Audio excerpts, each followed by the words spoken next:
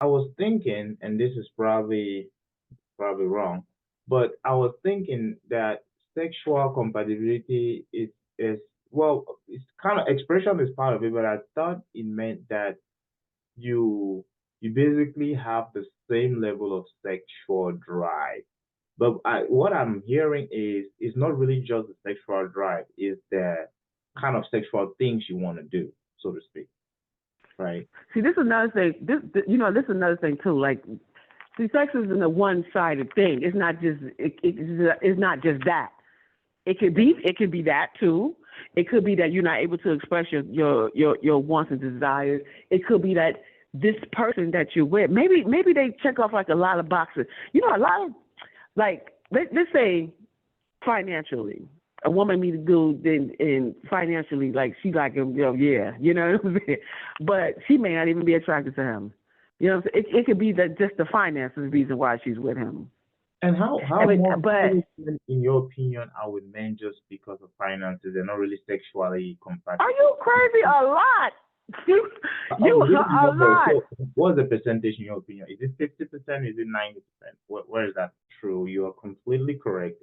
You're not allowed to touch a woman or have sex with a woman that says no.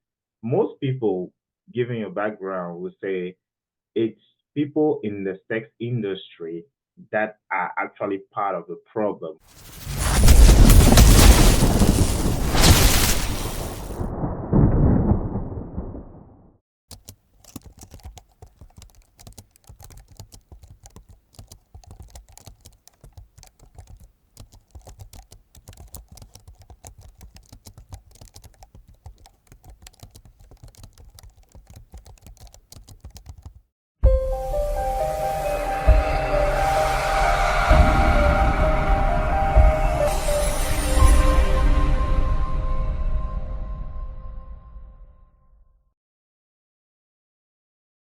So, my name is Armel Tekam. I'm based out of Norman, Oklahoma.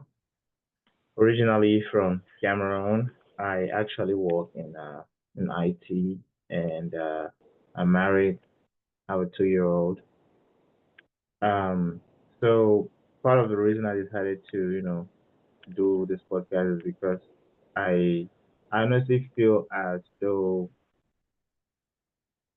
for when it comes to stuff that actually matters, we don't have enough information, or whatever we find out there is usually biased. Either somebody's trying to sell you something, or somebody's trying to push a certain narrative or an ideology or a belief, whatever that is. And it applies to everything, not just um, you know, personal relationship or sex for that matter. It applies, politics, call it, any subject, pick a subject, right? Usually mainstream media is crazy. So I figured, there's one of two ways to learn. You can either get some books and read yourself, or you can just talk to people that I would consider experts in the subject. Well, So even if you get a book, you're still reading somebody's own personal that, experience, their personal ideology. yep, It's all just their own personal thing. And the one thing I tell people about anything that you want to study or learn or something like that, I mean to cut you off, is that you need to dive deep. Like not only like just reading one or two books, you can read books also through I find the best experience is through people's personal experiences. You yeah. understand what I'm saying? And then you wrap them all up into one. I'm sorry, I need to cut you off, but go ahead. No, no, no, no, absolutely. No, you're fine. You're fine. It's supposed to be a conversation. That's the intent here. So yeah, it's like you want to. Like, I basically want to explore people's minds. I figure out or reach out to people that I think are smarter than me, or at least have expertise in areas that I do not. And if I'm interested, I will, just reach out and try to learn. Because we make a lot of assumptions about a lot of things, and most people don't even know what the hell they're talking about in the first place. So that includes me. So that's kind of the reason Right. for this conversation. I appreciate you reaching out. Probably should have confirmed with you yesterday. I don't know why I didn't do that. And I usually do, but for some reason yesterday was a bit crazy. Anyways, thank you for joining. If you don't mind introducing Mhm. yourself and letting, the audience know who you are and what you do, give us a little bit of background because I really like to get to know the person versus just the function or what their expertise is. I'm always interested in understanding like people's background, where they grew up, their experiences. That gives you a better understanding of who they are, if that makes sense. So if you want to go ahead, Well, my name, go. sure. Well, my name is Rill. Actually, what you want to know? You want to know where I grew up, Just tell us childhood to a now? little bit, anything you're willing to share about your origin story, where you were born, what you maybe studied, um, like kind of give us an idea of how you got to where you are today. Well, okay. Well, anyway, my name is, like I said, my name is Rill. That's Rill. Hmm. Um, okay, so let's start as a kid. As a kid, I think I've always been never promiscuous, but I'm also a designer. I'm also into fashion. So I was always attracted to like really sexy clothes. Like I always had like a nice little body, so I was born that way, naturally, no BBLs, baby. Um, so I always liked the like clothes that was like tight fitting, like kind of the whole clothes. Like, I was very attracted to that. Hmm. Um, and then as a child, I remember having conversations, not a child, but like in middle school, high school, somewhere around there. Mind you, I grew up in Flint, Michigan, and I was talking to some friends, and we all asked, like, what would you do that you wouldn't want your parents to know? And I was like, mine was, they said what they said, and I said I would be an exotic dancer. Moving forward, I became an exotic dancer at the age of 23 years old.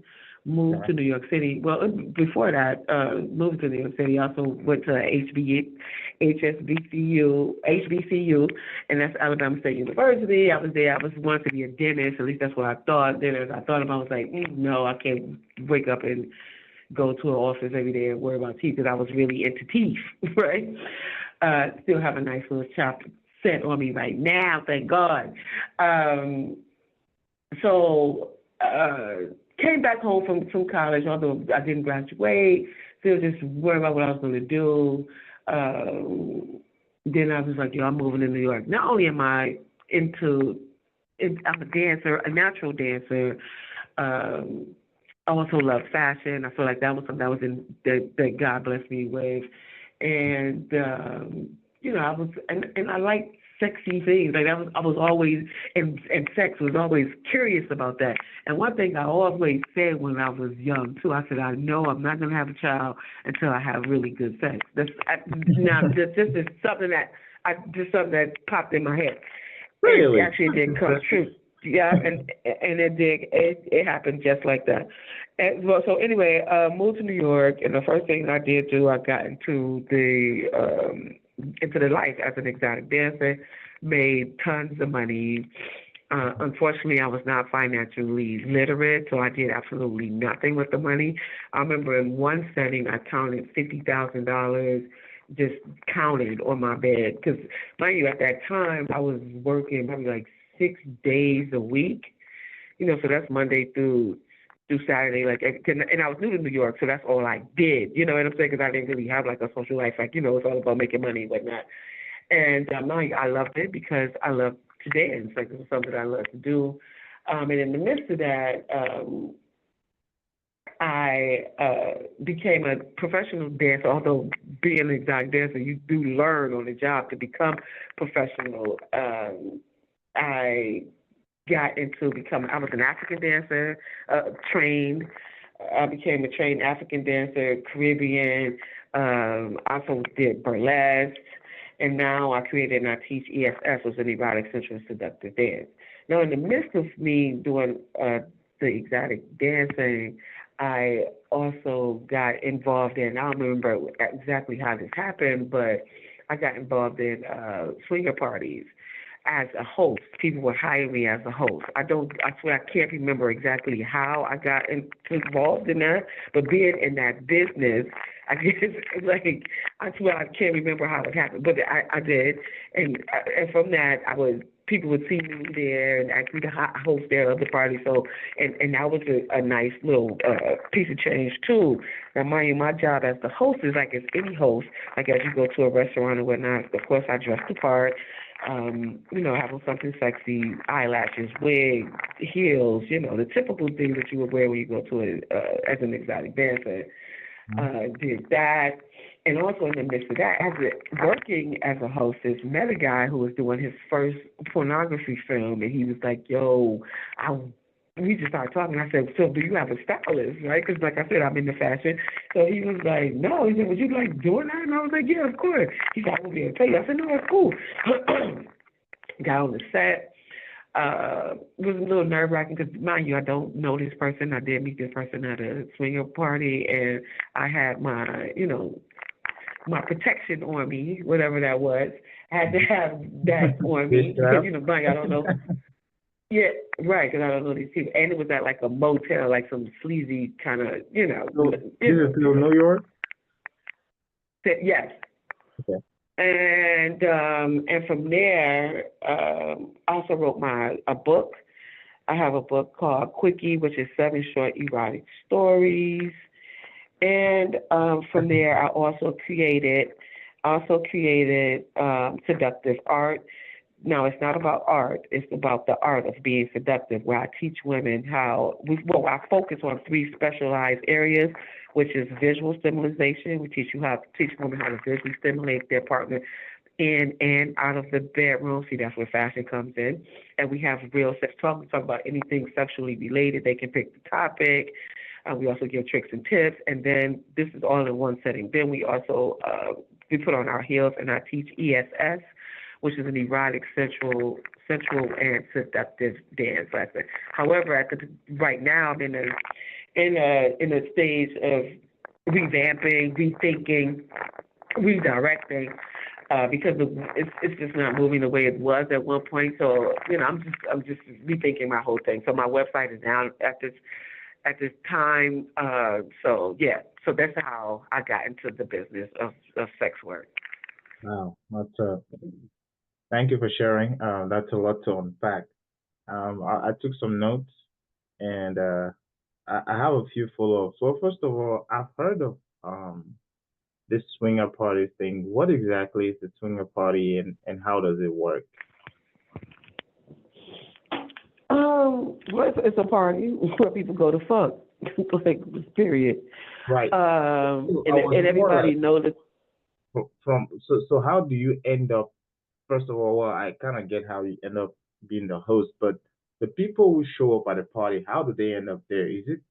How do you find those people, and how do they come together? I'm not sure how that plays out, if that makes sense. Honey, through everything else. Like, you can find it. Well, back then, the people would, well, there was a thing called the back page, I think. You can find it there. Any place where they solicit, like, any type of sex type of, excuse me? Any type of, like, social media group, or do you find them? Oh, well, yeah, that I was explaining that to you. Like I said, like this place called Backpage, you can also find it through word of mouth. Just you going to certain places, like at a strip club, you can ask, just places like that.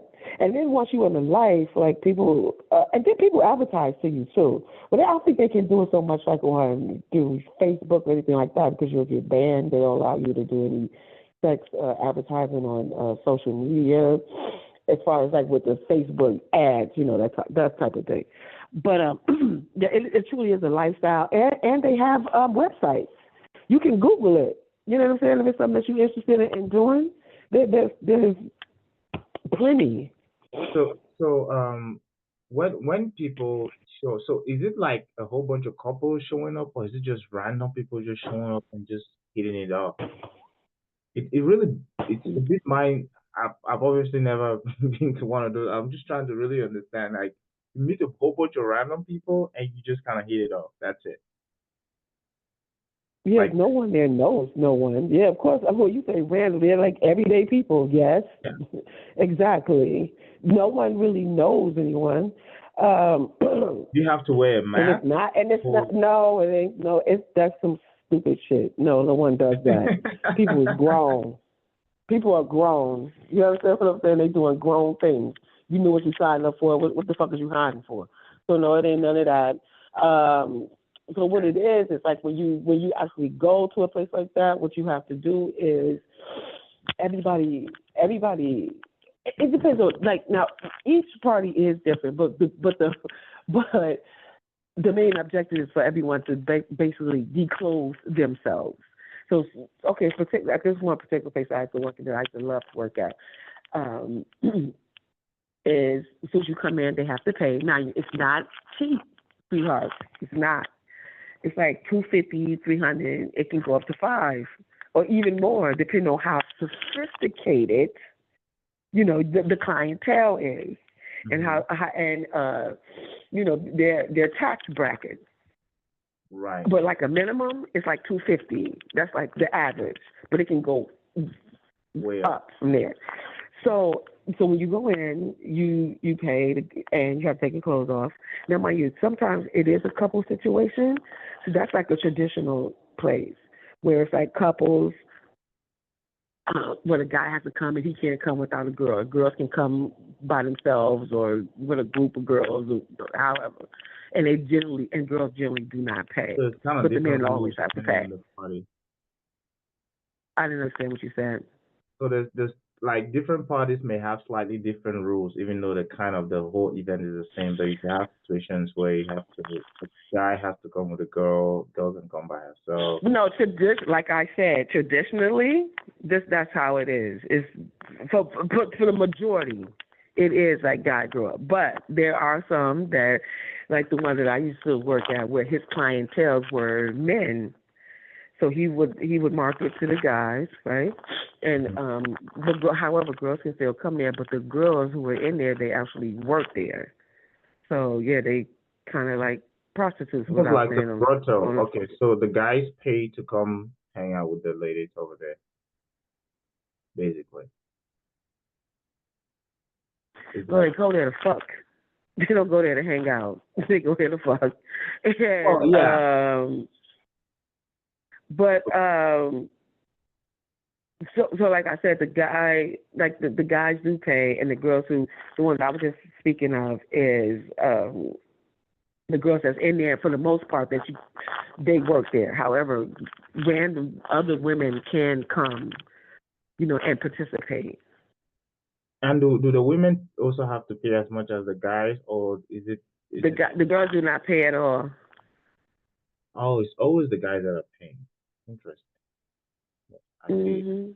See that. That sounds like a typical sex um market. Like if you went out, on the street, you wanted to find a prostitute, you have to pay. And so are there any scenarios where for this type of party women have to pay to participate, or is it always the guys?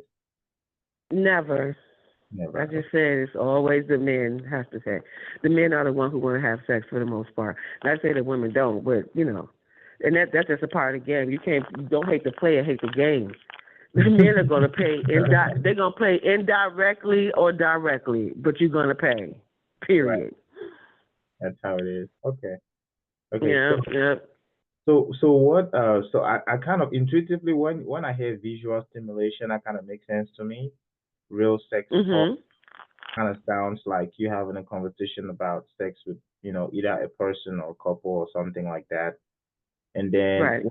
the erotic, sexual, sensual, seductive dance lesson. Can Mhm. you break that down? What exactly is the ESS thing?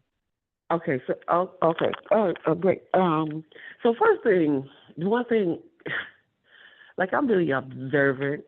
I sit back out and I study people, and the one thing that I've always noticed about a lot of women, although it walking in heels do hurt because they hurt your feet, is that Mm-hmm. women don't know how to walk in heels. So that's the first thing that I teach the women how to do, because a lot of women do not know how to do that. And then I go into just women, just us, just tapping into their femininity as a woman, right? And some Mm-hmm. women like have issues with can't even tap it because of maybe they grew up in a religious home. Unfortunately, a lot of women were sexually assaulted, which also makes them dive deeper into hiding. Mhm. or they just sex was never talked about in their household. Because I believe that all the stuff happens at home, or it's just an individual thing. Because I think that God put it on me. But anyway, so I just teach them how to walk in heels and just slowly how to tap into their femininity and their sexuality as a woman, to embrace their divine femininity, and we do that with movement. And then also at the pre point of it is how to allure a man with your body. You know what I'm saying? And although it don't really take a lot, what I'm saying? A lot of women be doing a lot. It don't really take a lot. I mean, if you are one of the women who like to do flips, because it's a thing for that too. You got to do Yep. flips. Doing splits, even twerking. Twerking is a good thing to do, like especially if you know how to do it, like in a way to where it is a little bit more sensual, because it's like when you move your booty, like, okay, first of all, everybody needs to know the first when it comes to like with black people, like booty movements is a part of our culture. You know what I'm saying? Like it's just a part of like who we are. There's the one thing that I've learned as a dancer. There's a dance, I forgot what country it is in West Africa, called Jodo and Lawosado. It's about Africans being enslaved and then becoming free. In the midst of them being enslaved, it's a lot of like you moving with your hips and your booty. All the movements is in your hips and in your booty. And the same thing with the Congo. The Congo ain't nothing but just all here, just hips and booty. The same thing with Haiti, like all hips. So it's a part of who we are as black people. You understand what I'm saying? Yeah, So, African. but just And I can attest to that when it comes to.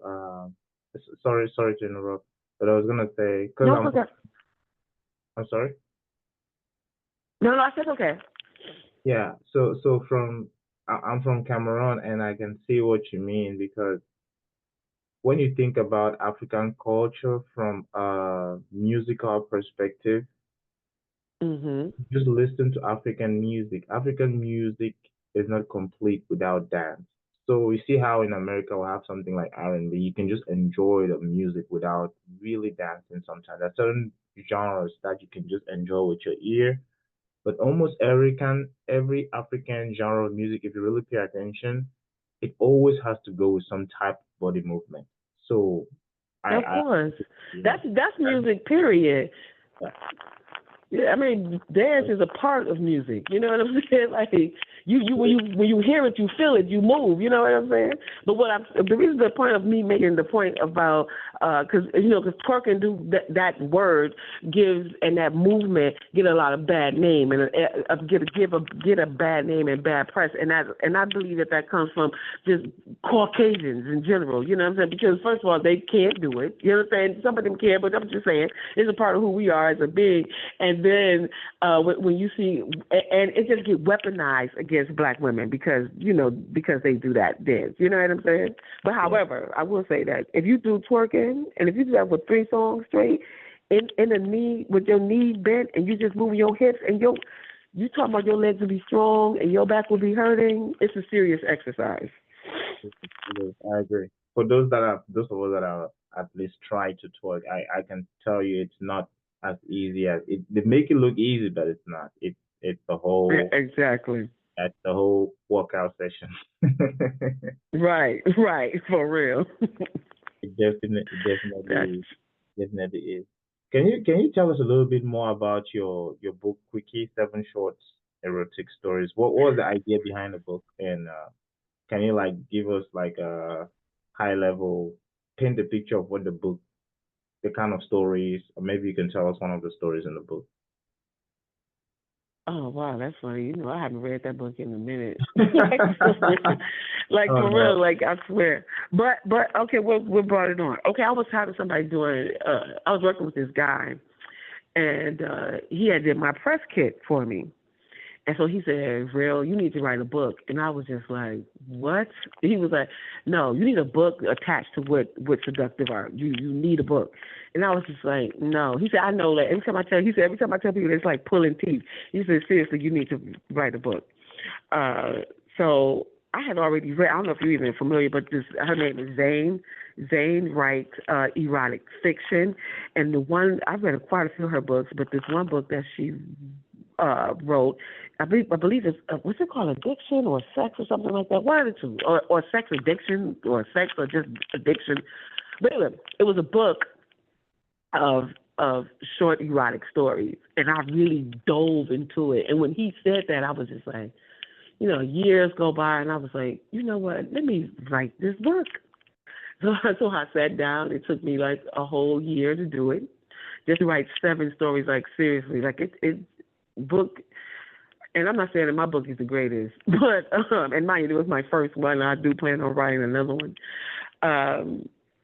But it took me a whole year to write it, and it's just about just 7 fictional stories, just things that just popped up in my head. Like I'm a very creative person, and I allow my brain to just go there, right? I just let the And brain, the pencil, just go there.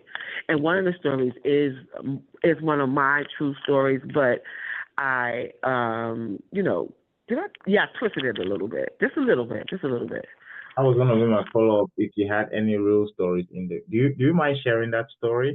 Dang, what was the story about? Wait, I'm trying to think.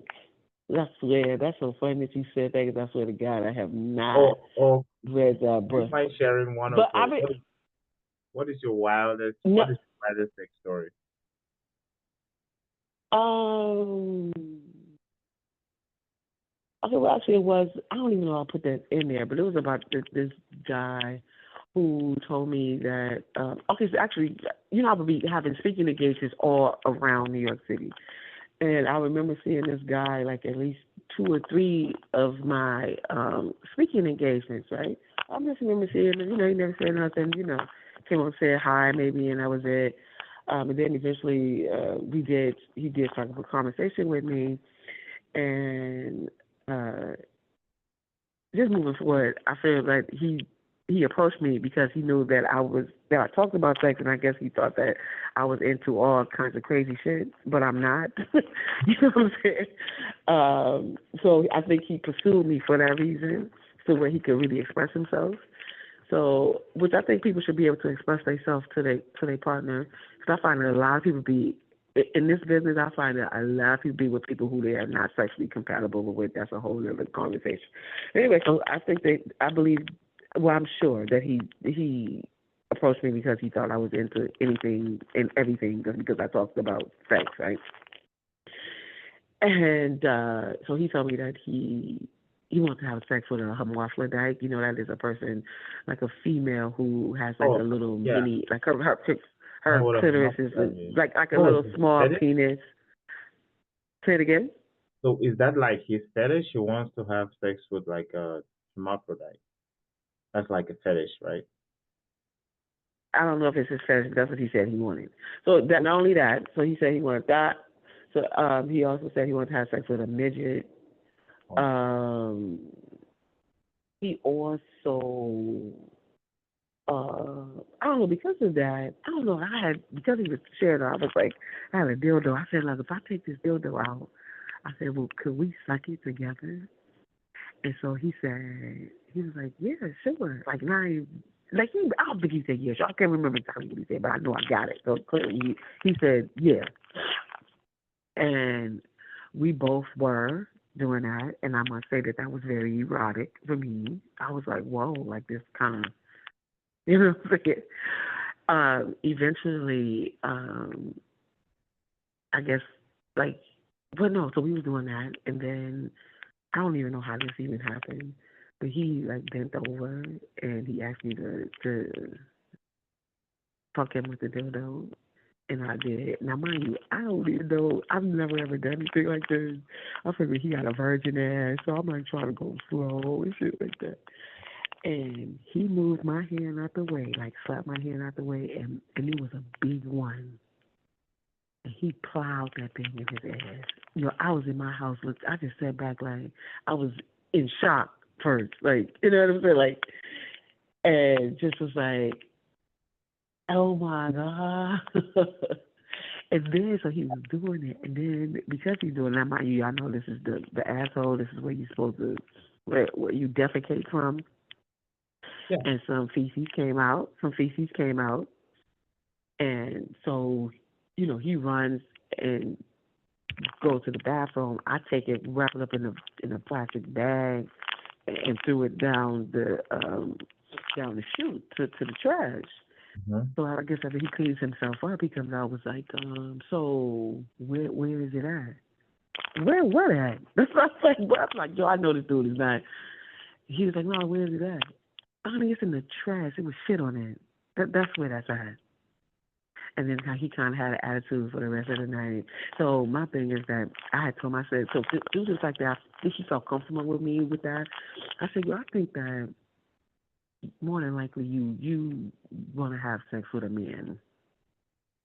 You just suck the penis. You know what I'm saying? And clearly this is not your first time with a dildo in your ass, with it or a dick in your ass. And he's like, no, no, no. Oh yeah, yeah, yeah, motherfucker. Yeah. It's definitely yeah. But yeah, I think that he definitely So you think he's gay? he or yeah, How yep. about? And who hasn't came out yet? That is insane. That's the kind of story that if you read somewhere or somebody just said and it wasn't like a first person account, you would not believe it's Right, real. like it was a fictional story, right? No, Yeah. I really Now, experienced, and it was so gross to me that I had to like um, clean my entire house. Like I was like I had to bleach everything down. I felt like wait, what is? Mm, mm, mm. do you do you I do did you, feel that way after. do you have insight or an opinion as to why you think sex is such a taboo? Well, maybe not in American culture, but at least in African culture, it is a taboo because where I come from is not something that people talk about as freely as say somebody like you on average, right? Because most people, I find Okay. that people in America are a little bit more liberal, so to speak, when it comes to sex or sexual relations and so forth. But where I come from is a little bit more, I don't know. I mean, I was born in a Catholic family, and that's Mhm. not that that's the reason people come from Catholic families to talk about sex, but my family is really conservative and it's not something we just talk about. And at this point, I'm not sure exactly what the reason is. I came up with a whole bunch of reasons over time, but at this point, I'm a little bit like, okay, why? Well, I get it. It's something that is, um, I guess, reserved for adults, real adults. In my opinion, I don't think it's something that children should be dealing with or involved with. I still believe that is the case. Now, where do you draw the line? Is it 12 or is it 18 or is it 25? I tend to think it's 25 or at least 18. But Now why that's do you think it's such a taboo in different cultures, in your opinion? okay. Wait. So let me answer that. Your last. I want to interject, which your last statement was. You said you think that is people should be start talking about sex at 25. No, no, no. I said I believe that part of the reason why it's taboo in my culture is because maybe we believe that it's something that adults should be at least dealing with or having versus kids dealing with or having sex, right? So now the statement I was making is now what do you mean by adult? Is it an 18-year-old? Is it a 14-year-old? Is it a 25-year-old? Different. I mean, you First could of all, a 14-year-old is not an adult. not That's an first. adult. But just because a girl have that's so. I'm so glad you just said that. I was listening to somebody else's podcast and they were saying when a young girl starts to have her period, that means that she's ready for sex. No, it does not mean that. I mean, you can have your period. Well, I was like in the sixth I grade when agree. I started. I was like 11. Are you out your mind? But anyway, but of course that was a man who said that disgusting ass shit. I Um, agree with that. so I think the taboo with African Americans is it all goes back to when my people were enslaved. So due to the fact that we were enslaved and we were taken advantage of sexually, not only did they rape the women, they raped the men and also the children. So that has a strong, profound, that just kind of like a cloud that's kind of like over us as people, Africans that was born, that was taken here to America and all over in other places, right? So that cloud. And then because that cloud, and because we are the original exotic, I don't know if you hear this word, but a lot of like young black men like to say call women exotic. The real exotic woman is a black woman because don't nobody fucking look like us. You know what I'm saying? They don't have our skin, our hair, our body type. Not to say that other women can't be beautiful because they are, but I'm just saying there's no other woman on this planet that looks like a fucking black woman. And especially if she is super, super chocolate. Oh my God, the most beautiful thing I've ever seen. Skin is beautiful. So anyway, so we have that cloud over us. We was exploited in that way by Caucasians, right? And then, you keep on moving, you move, right? So, the world keeps on going. And as the world keeps on going, who is in charge of all the media? The majority of the time, it's Caucasians. And who are they putting out that's supposed to be the most beautiful thing in the world? It's a Caucasian, like whether she's Asian, European, Arabic, all these Asian, Hispanic, they all got the same aesthetic. They have the fair skin, they have the stringy hair, they all, thin, what I'm saying, that type of a thing. Mm-hmm. So because of our people being enslaved and because, we were exploited sexually, and because we were exploited, the people took my ancestors' clothes off and had them on the auction block. They walking around touching and feeling and, you know what I'm saying, and raping. So, and because of that, I'm going into the minds of my ancestors, right? Mm-hmm. And because of that, I believe that made them like shield themselves, and then also we was given like the worst of the worst, and told that you're not beautiful, that you're ugly, and then they also played that game because Caucasian is good at trickery. How they had the darker ones out in the field, and then they had which we are dealing with right now. You have the darker ones out in the field, and then you have the ones that's lighter worked in the house. So that game is still being played right now with colorism. So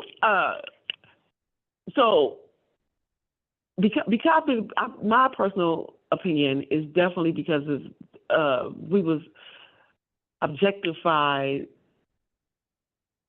when we were enslaved, when our ancestors were enslaved, and because of that, I'm sure that made them shield themselves, which also made them kind of quiet when it comes to talking about sex and human sexual behaviors. Okay.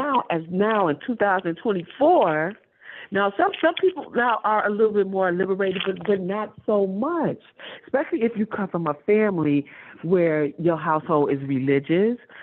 I don't know. I believe this girl I talked to a lot of women who were Catholic, said they couldn't dance, they couldn't listen to what they call secular music. You know what I'm saying? They couldn't wear this, they couldn't wear, all this crazy shit. Like, you know what I'm saying? Suppressing your own femininity and your own sexuality. And then you think about the people in the Catholic Church, them motherfuckers got a lot of motherfucking nerves. All of them need to be in jail. Because how you going to tell somebody not to have sex? Are you out your fucking mind? So now you fucking kids now. You a pedophile. Because they got all this pent up sexual desires. But I mean, I can't even fathom that, because how you look at a kid, though? You're a whole grown, old-ass man. You want to fuck a kid. That's insane. Disgusting. But then again, let me also, I'm sorry, I didn't mean to cut you off, but let me just say this one thing about me.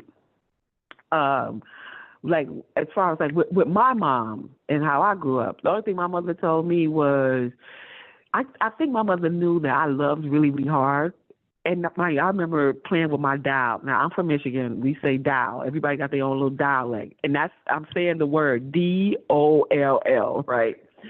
So I'm playing with until I'm a little girl. I'm playing with it, and she was like, "Look, only thing a boy want to do is have sex with you." She said, "And they gonna have sex with whoever they want to have sex with, but you just make sure." Just know that they will have sex with other women. Just as long as they don't bring it to you and that they respect you. Now, my mom told me this when I was a little girl, right? So that was her sex education to me, right? Hello? Yes, yes, yes. I heard you. Oh, okay. I thought, so that was her sex education to me, which I took, like, it always stuck in my brain. And then one day I was like, ding. You know what I'm saying? I was like, oh, she did, like, kind of, you know what I'm saying? And she was on point because it is true. Like, which is something that I want women to we still haven't progressed yet, although we have.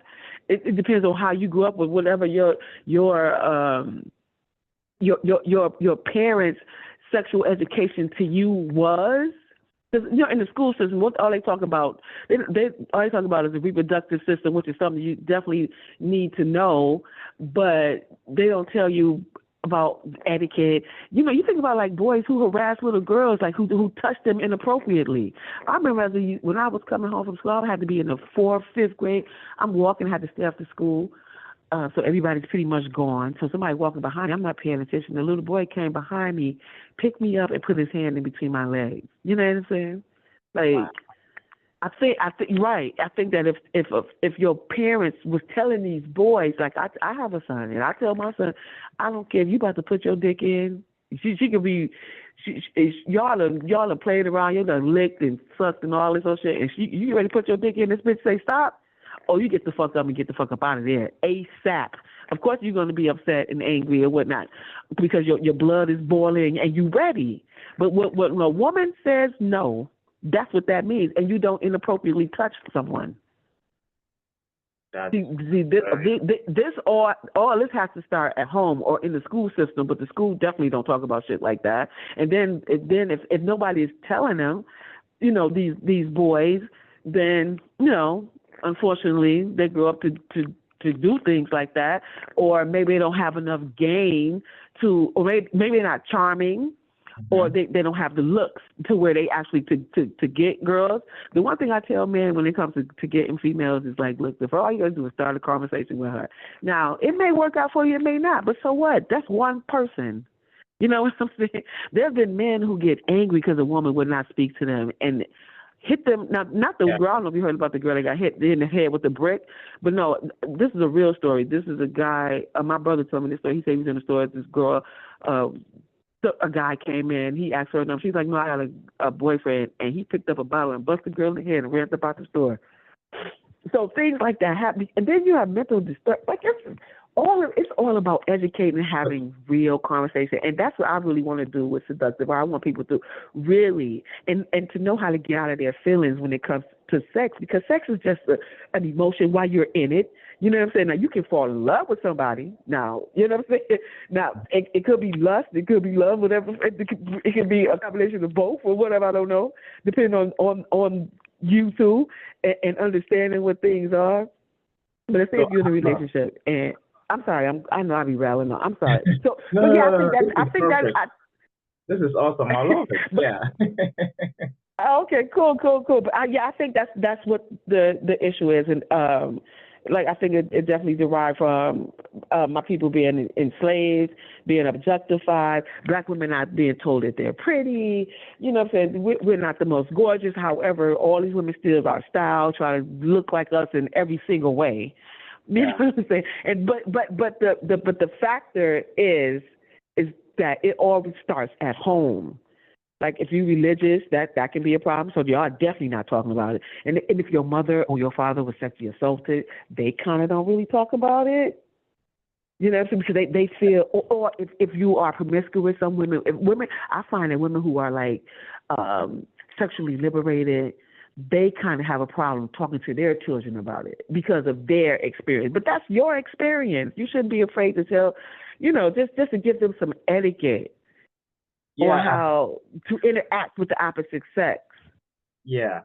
So there's a lot I want to follow up on that. I'll try to make it make sense. So, well, first of all, let me offer some pushback on something you said. So, first of all, by Okay. the way, bravo, because you said something that is very compelling that I totally agree with. But then I want to contend with that same issue, with the same thing you brought up. So what I want to say is, it is true. You are completely correct. You're not allowed to touch a woman or have sex with a woman that says no. Right. 100% agree with you. That is something that I wish everybody could just get this and let's move on to something else, right? I don't even know why we need to go back. That is completely Right. true. Now, the second thing I want to say is most people, given your background, will say it's people in the sex industry that are actually part of the problem when it comes to issues like this, encouraging women to be more sexually expressive, for instance. Like people will say, well, like the classic argument for rape, right? Is people say if a woman was dressed decently, she wouldn't get raped. That should never justify a rape. But at the same time, you could also say that maybe if the woman wasn't exposing herself somewhat, she wouldn't get raped. And it's the question of the chicken and the egg. I've heard this over and over and over again.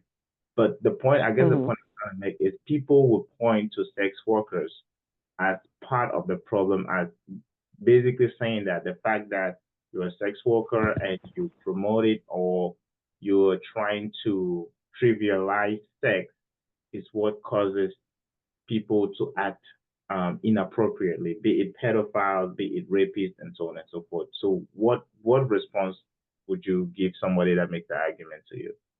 Because I know some people that are going to Um. make it are going to think what I'm saying, and I see their Okay. side, but I also see your side.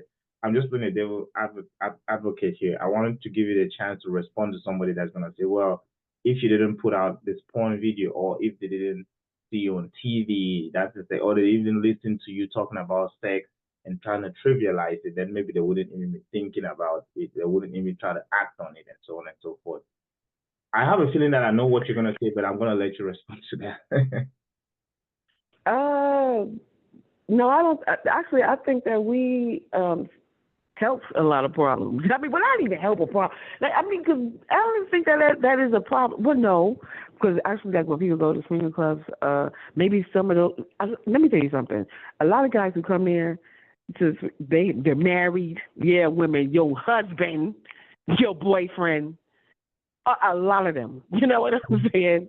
And then So I know. and even when I talk to even when I speak to prostitutes, married, got girlfriends, like so, like no, honey, it has nothing to do with something that's out there that's been a part of the world since they say it's that's the oldest profession, right? That's what people say. Thanks for the So professional. Yes. right. So I don't think that that's the part of the problem, but I think the part the sex workers is not the part of the problem. The problem starts at fucking home, due to the fact that you motherfuckers can't have conversations. Like I'm trying to open up this book so we can uh, engage our children into talking about sex and human sexual behavior, especially with this homosexual shit going on, because all these motherfucking dudes is gay. These little boys, it's sad. It's like, now that's disturbing to me. But I don't think that sex workers is a part of the problem. Um, now, now I'm not a prostitute, but I've talked to a lot of prostitutes. Now, I was just thinking about them last night. I don't know why it popped in my head. Maybe because maybe me and you was having this conversation today, and they popped. I had a conversation with I've talked to a lot of prostitutes, and they live a very dangerous life style because they out there selling themselves. You know, and especially if they're a streetwalker. Now, they kind of like the worst. Like, I mean, at not the worst, because I find them to be the most nicest people. I swear, the ones that I have met. But mean that they are putting themselves in the worst position because like they can do something for $20, $50. Well, I don't know what, but I don't think that. Yeah, I carry don't on. think that that's the problem. I think that it all starts at home because everything starts at home, just like your manners. You know what I'm saying? Like everything. However, but as a kid, you a kid, you be around your friend. You can peer pressure as a motherfucker, so people tend to do what their other friends do. But that's why. But see, this shit also starts at home. Okay. If you can't be a leader of a group, as a parent, can I just say this real quick? If you can't teach your children to be, or your child to be a leader of a group, this is something you need to tell them. If you can't be a leader of the group, you be a leader of yourself. Just because somebody else made a motherfucking decision to do something, then all right, you go ahead. To You know take what I'm saying? another Because to your own action. we all have this instinct and we feel it. God gave it to everybody. Yep, Pay yep. attention to that. So I don't believe that it's sex work. I believe that it starts at home. So And just unfortunately, just to I'm be sorry. Go ahead. yeah, just to be clear, you believe that sex work. So what you say is you believe that it starts at home. Do you believe that it's a mixture of home training and No, what no. so Oh, you I'm sorry. one I'm hundred sorry. one hundred percent I'm sorry. I didn't mean to cut you off. Go ahead. You said you think I think it's a mixture of home training and what else? and maybe what the kids are exposed to around their peers or what they see on the internet, such as porn or such as like basically any type of sex content that are created by people like yourself or in combination with what their peers either do or say around them, and then you have to view that against the backdrop of some type of home training, and every home is different, obviously. So I'm trying Mhm. to make sure I understand. So are you saying it's a mixture of home training and then what your peers do and or say around you, and then maybe with a sprinkle of the type of content, sexual content that they're exposed to nowadays?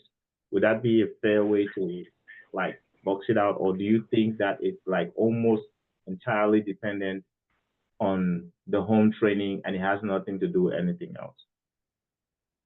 Uh, mm. Yeah, you know what? Yeah, I see, and this is something that we don't talk about a lot too, and that's parenting and talking to our children about like sex. And right, and you're right. There's a lot of things that they are exposed to, especially in this day and age. Mm-hmm. Another thing too, another thing too that people need to tell their children, like you don't need to see everything. Like everything is not meant for you. And although there's a lot of things going down your feed, you know what I'm saying? Some things you gotta bypass. You know what I'm saying? But then again, this is another thing too. If something sparks someone's interest, we have to also realize that they are individuals. If that sparks your interest, there's nothing that anybody can do about that. Because So, like, let me tell you something. Now my mother, I remember my mother had like some cartoon Playboy type of thing, and I used to read them. You find them and you read them, whatever. You know what I'm saying? mhm.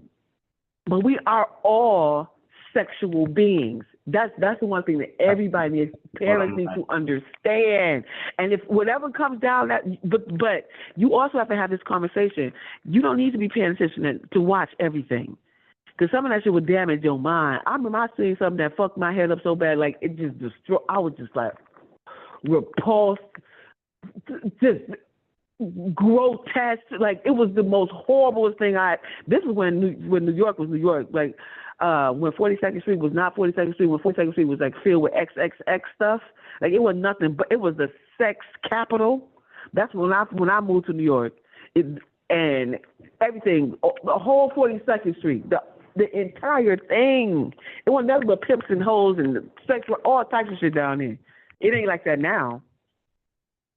And then, so they had those rooms where you can, I think they still do have in certain spots, where dudes can go in, it's like, it's a booth. You put in coins, you pay, and I guess and they jerk their dick off in this shit. And it's like different, On the movies. street? Like you could press. No. It's in a store. It's like a sex store. Okay. Like they sell sex toys and stuff like that. But at this, and they have in the back, they have like these rooms where you can go and have a seat, and they have different porn that you can watch. And they used to have back then too. I remember one of my friends when I was exotic dance. She used to do it. Who was also in the sex work. She used to do the So, type so where They go in at the back of the store to get jerked off, or do they just go to watch No, porn? no, no. They do it. No, they do it to themselves as they watch the Oh, pornographic film. oh, Like different. It's like so many, you can press, or you can just skip, stop, watch, whatever spark your interest. what kind of how you can do You it know, to if you go on if you go online? say it again.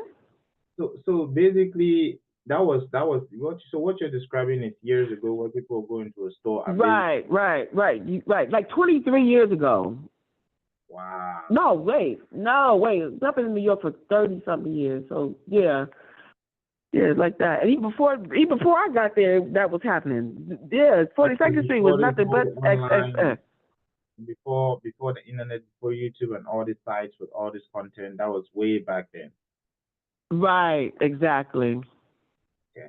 Okay. So So yeah, it's just you have to tell them too, like you can't, don't. I mean, now mind you, you have to also understand that they're individuals. Everybody's an individual, and whatever sparks your fancy, honey, that's what sparks your fantasy. You know what I'm saying? So, that's you know, that's a good but to segue. think for yourself. Okay, Yeah. go ahead. I'm sorry. So that's a good segue into my next question about the psychology of human sexual behavior. First of all, that sounds very, very academic. The psychology of human sexual behavior. Can you break that down in your view? What is the psychology of human sexual behavior? What is that? Mm. It's all individualized. That's first and foremost, right? And it's all individualized, and it also can be a person's personal experience. For my people who have unfortunately been sexually assaulted, raped, their experience is is off, right? Because now, say if a child was raped by a same sex person, and everybody that I talk to, majority of the time, let me tell you something too about black people when it comes to homosexuality. 90% of them that's gay was fucking raped as a kid or something like that, or molested. Wow. Hold on. Almost 90%. I am not lying. 90% of the gay people that I talk to were molested or raped as a child by somebody that was the same sex. Now, I want you to pause for a moment. I want the audience to really understand what you just said because I personally I've always in my little head thought that there's gotta be something wrong somewhere, especially when it comes to this whole gay thing in America. And my assumptions has always been something around along the lines of what you just said. And for somebody with your real world experience that have not that you didn't read you didn't read some headline somewhere, you've met these people, you've spoken to them, and you are Mhm. saying that most of the people, the black men within the gay community, that which is part of And girls, and and girls girls.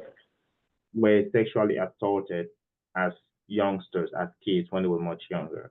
Is that right? Yeah, but now yes, but then again, you also had that 10% who was born gay. Who was born I've gay? seen a little kid that was born gay. Like, I had some people who told me like, yo, I always knew I liked girls, and they What, never been sexually assaulted.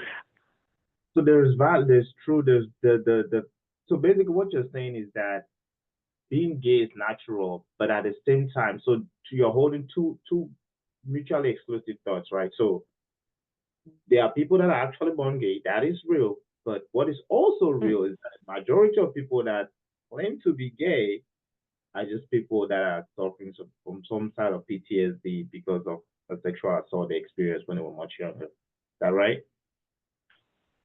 Yeah, but I don't even think it's what you said, PhD? What do you call Oh, it? The post traumatic experience? No. Because listen, because when it happened to them, it wasn't necessarily traumatic due to the fact because sex. What is sex? okay. Sex feels fucking good. So when somebody now if it's violent, now that's different. For the most part, the people I talk to, like these people have groomed them, right? They're taking their time. They're making them feel good. You know what I'm saying? So it feels good. Okay. So So I don't think it's when I you don't think say it's not a. they were sexually assaulted, doesn't necessarily mean that the experience was bad. It just means that it happened. I mean, it is bad because it shouldn't have happened. Not, I mean, you a nasty motherfucker for doing that shit. But the person the predator who did it, it's truly bad. But what I'm saying, I don't think that due to the fact that But their now experience mine can go wasn't either way. necessarily a bad experience. If they groomed them and and told them made them feel really good because sex feels good, Good and they sex. made them feel good. That's right. That's And right. and then they start to enjoy it and like it, and because they start to enjoy it and like it, and it's from the same sex, they tend to want to have.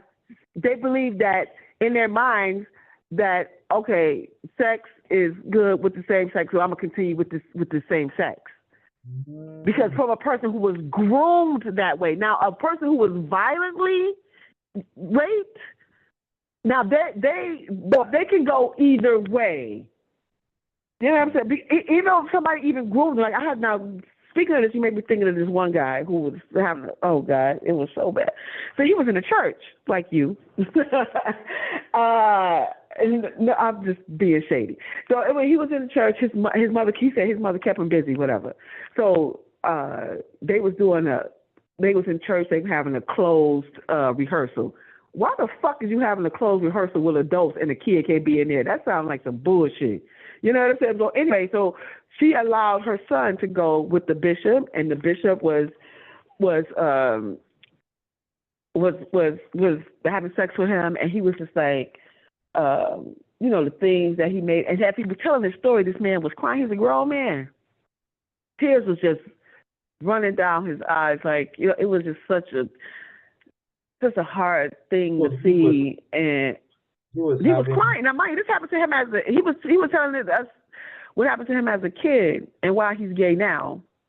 But he said he do like to have sex with girls, but he said, but she has to be look like a dyke. That's his words, not mine. So he will fuck a chick, but she has to look like a man. Something very, very important today. I think just having this conversation with you has just unlocked something. I think I have a better understanding of where our gay brothers are coming from, and I didn't have this realization up until you broke it down like this. And thank you for sharing that because that gives me a little bit of an insight. But I didn't realize that if someone was molested, I always associated it. I always thought it was. I mean, it is bad. I get it is bad. It is wrong. It is not. It isn't fair. But the actual experience. So depending on how it happens, it could actually be a good experience if it felt good, and therefore they would run with that and they will want to keep having that same experience. Therefore, they want to associate with people of that same sex. That actually makes there's some logic in what you just shared. Because it's the truth. Listen, and another thing too, it was now this I did not. I didn't interview this person, but it's something that it was a documentary that Oprah Winfrey did, and it was about a man who had sex with all his daughters. Right? He married this white woman. The white woman, I don't know what she wound up leaving her kids. I guess she probably knew that he was fucking them, and she left him, and he fucked them. And the girls would say that he did them so well. They was like, they was hoping that like he was so gentle with them that they wished that he came in their room at night. He had like 5 girls. He fucked all of them. And one of the daughters said that she couldn't. She had a baby. Now none of them were gay behind it, because I guess it wasn't the same sex. But one of his daughters said that she couldn't change her children's Pampers because she was afraid that she might want to touch them inappropriately, like her father touched her inappropriately. And I was like, that was some strong insight for that lady, because that's a possibility that could have happened to her. You know what I'm saying? Due to the fact that she knew how it made her feel. And now I don't know how young he was, but when he started. But just the psychology of it. You understand what I'm saying? In her own brain, for her to have a mastermind insight on it to be like, yo, I can't even change my own children because it may possess me to want to touch them in that way. Wow. And that's something that somebody like me, thankfully, never having that experience, it would never even cross my mind. But I can Oh yeah, see, yeah, me either. Thank God. yeah, yeah, I could see how that based on that experience, she could come to that decision, which by itself sounds like something that would be challenging. And it's not the end of the world, but it kind of sucks that you have to come to that realization, and now you can't even, handle your baby the way you would under completely different circumstances. That's crazy. So you Yeah, you right. talking about sexual compatibility, and I've heard this before, and I'm not sure that I entirely understand. I think I do, but I'm probably like most people. I have no freaking clue what that is. Mhm. Or as an expert in this area, could you break down what we really mean by sexual compatibility? Because people probably have different opinions. I probably have a few myself, but what is sexual compatibility? Um. Okay, we all know that we are sexual beings, but okay, so you meet somebody, you like them, whatever, and Has it if has it you can't, and if you can't express your desires to someone, or you're afraid to express your desires to someone, your significant other or girlfriend, boyfriend, husband, whatever, um, and you feel bashful about it for whatever reason, then you're not sexually you, compatible? to me, yeah, you're not, and because you feel that way, maybe I don't, maybe you constructed So that in your let me, own let me interject. mind, right? Let me interject with something. So when you say if you are not able to express, when you say express your sexual desires to your partner, do you mean verbally express, or quite literally physically express it, or do you mean both? What do you mean by express? However you're able to express it. Most people don't express it verbally. Most people do not, Yeah. which I don't even like. I'm trying to. That's why I'm here, people, to open up this book so we can have this conversation like adults. You know what I'm saying? Yeah, yeah. So so so But go ahead. no, I'm listening. So because I was thinking, and this is probably wrong, but I was thinking that sexual compatibility is well, it's kind of expression is part of it, but I thought it meant that you you basically have the same level of sexual drive.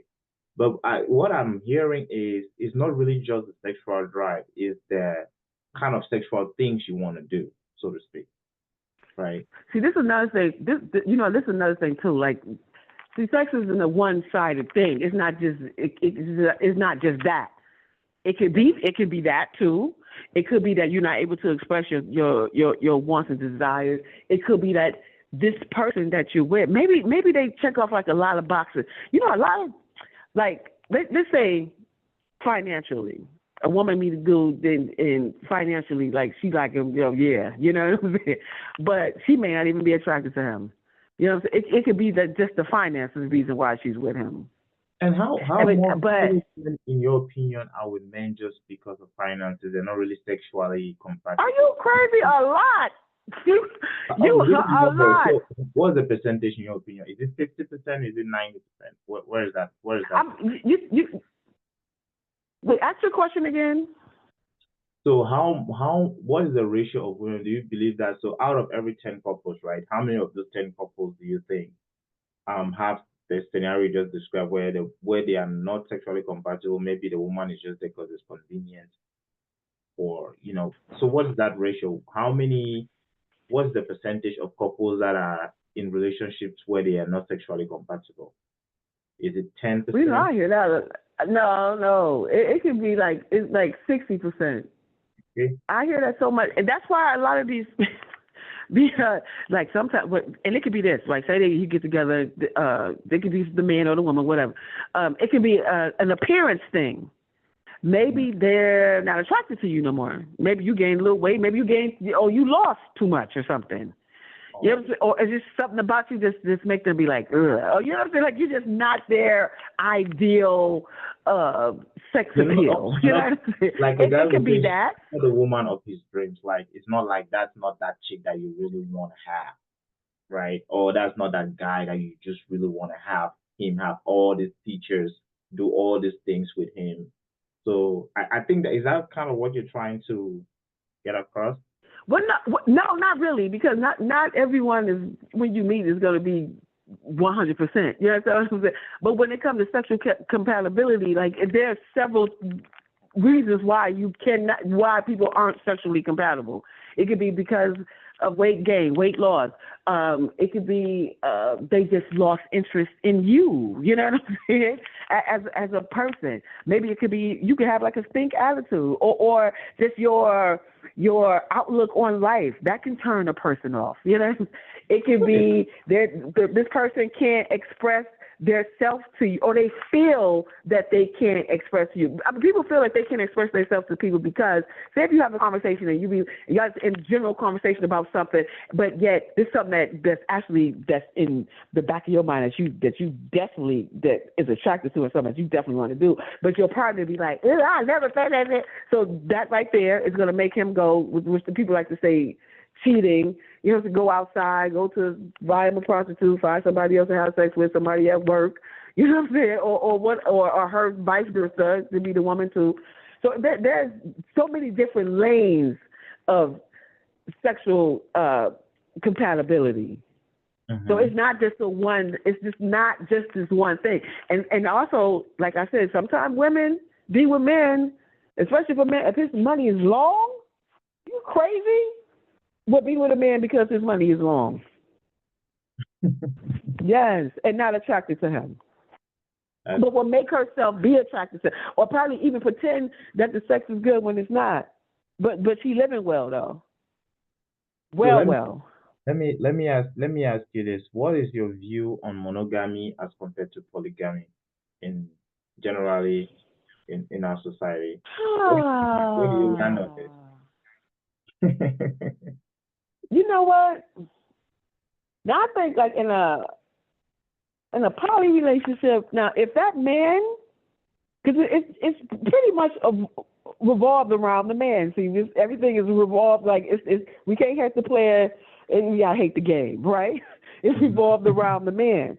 So if this man, we going back to this to economics, finance. If he's financially able, for me personally. If he's financially able, I mean, to where I'm living like gated community, if we able to do that type of situation, I have my own, she got her own, they got where, yeah, okay, cool. You know what I'm saying? For real. Like, I would be with it only because of that financial.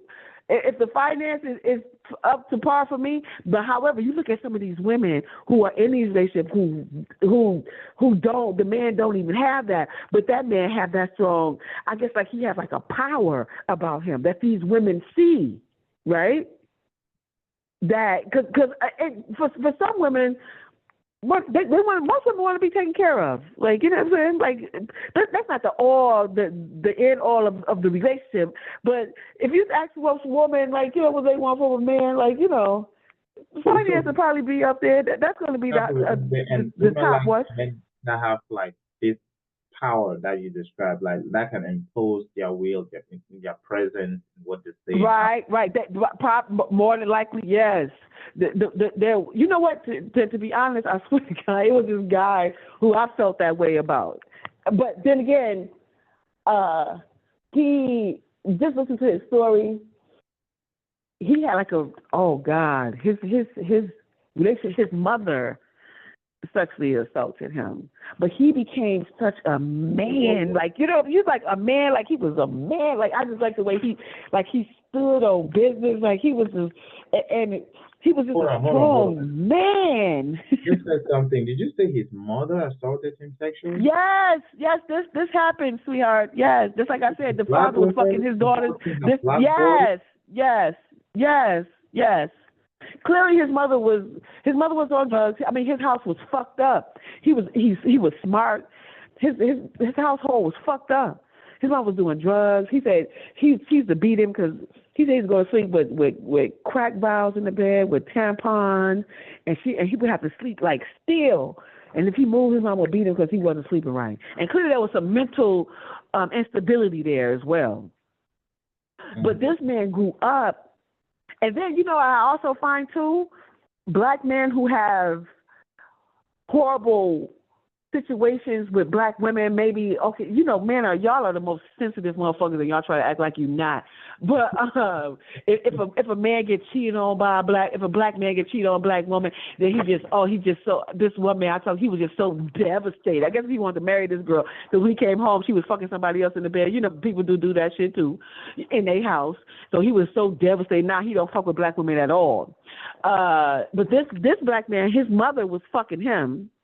But he still was like, yo, there's no woman like a black woman. Now that made me so much more attracted to him. I was just because what I find when I talk to black men who deal with this is another subject too, black men and this white woman shit, who fuck with Caucasian women, they have had some type of. More likely they mentally fucked. They have a strong sense of self-hatred. They hate black women. They hate just their whole being. So they want that Caucasian shit, which is the make-believe, I don't know, whatever, they thoughts on it. That, or they had a horrible, so-called horrible situation with a black woman, so it makes them go to I don't mess with black women anymore. But this black man, because his mother did have sex with him, he still was like, there's nothing more incredible, and I'm quoting him correctly, than a black woman. And I was just like, whoa, because you almost never hear that from a black man. Almost never.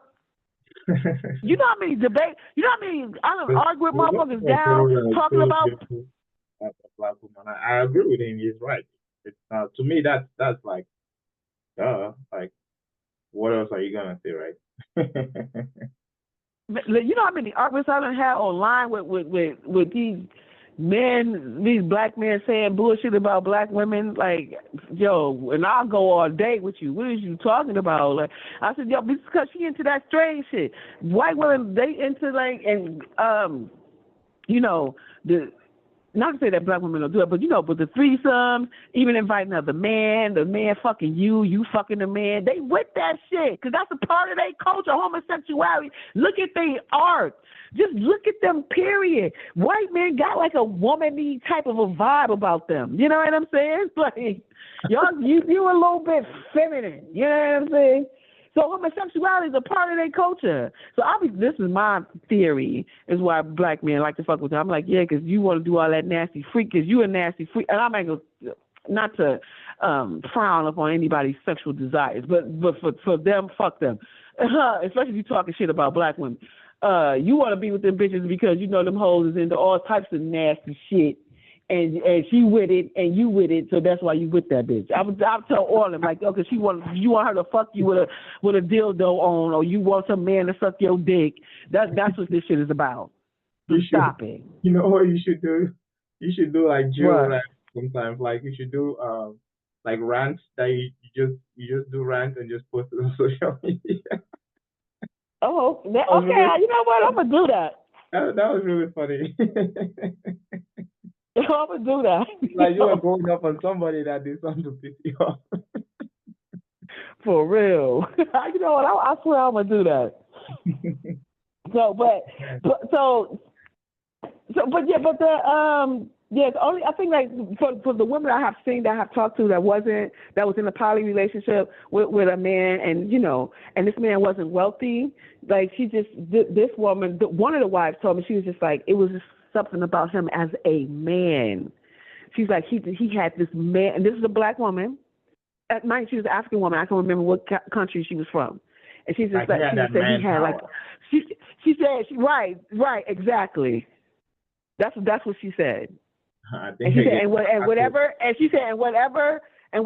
he say, Like she was like, you know, I follow. You see the things. It is those. Then again, like I said, like sex is so not a one thing.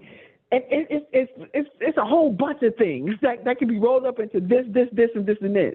See, I'm the type of woman now. Now I like a man too, but I also have my own opinion, honey. No, I'm not just gonna follow you just because you said this.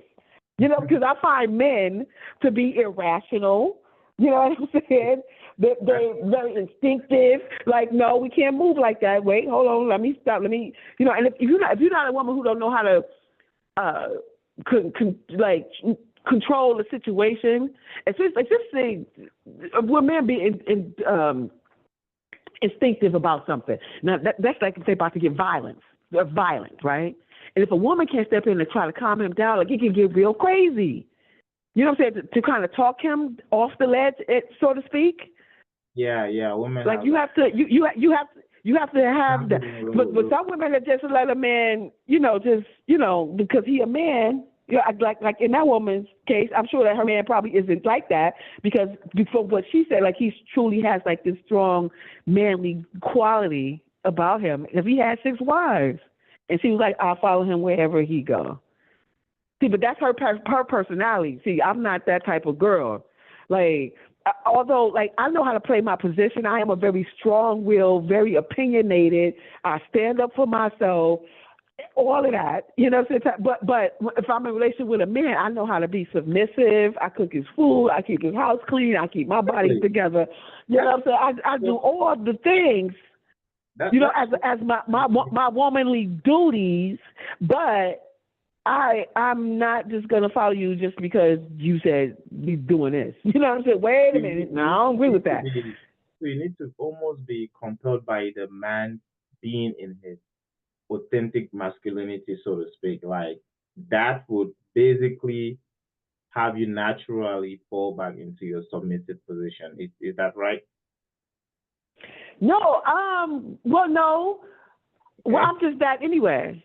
No, that's just who I am anyway. Like, you know what I'm saying? Even if the man isn't like, this masculine word is getting thrown around a whole lot. But like super masculine, like I believe that everybody have a position, right? So and I know how to I play my position. And I remember, like, let me just give you a quick example. I know this is my son's father. This is when we were together, right? And he was having a conversation with his guys, and I was just so happened to be standing. Me and him was together, so his friends came up to him. He was talking to him, but one of his friends was staring at me in that way, like as if like, yo, I'm gonna try to holler at her. So looking at me with that desire in his eyes. Yeah. So me being me, knowing how to play my position because I seen that, I stood directly behind him and put my arm around him. You know what I'm saying? Mm-hmm. See, most women, a woman who don't know how to handle or know how to play their position in a situation like that, because now say if he was a hothead, like, yo, what you looking at my wife? See, I eliminated that. See, I controlled the situation. I got behind, I played my position. I'm being submissive to my man because I see this man being disrespectful. I stood behind him and I put my arm around him.